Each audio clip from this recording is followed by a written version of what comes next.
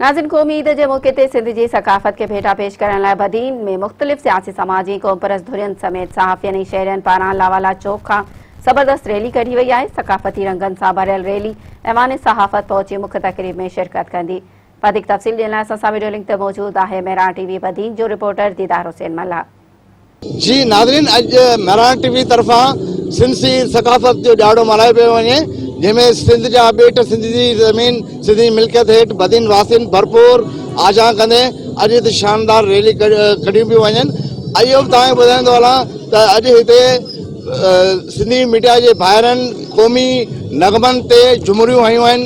इहो हिकिड़ो बदीन में पहिरियों मिसाल आहे त सिंधी मीडिया जा दोस्त पंहिंजे सकाफ़त खे उजागर करण जे लाइ क़ौमी नगमनि ते झुमरियूं हयूं आहिनि ऐं ॾाढी ख़ुशी जहिड़ी ॻाल्हि आहे। ऐं बदीन में अॼु जेको सिक्योरिटी जो तमामु सख़्तु इंतज़ामात कया विया आहिनि, जंहिंमें पुलिस जी काफ़ी नफ़री नज़र अची रही आहे ऐं उन सां गॾोगॾु बदीन मंझि ईद जहिड़ो माहौल नज़र अची रहियो आहे।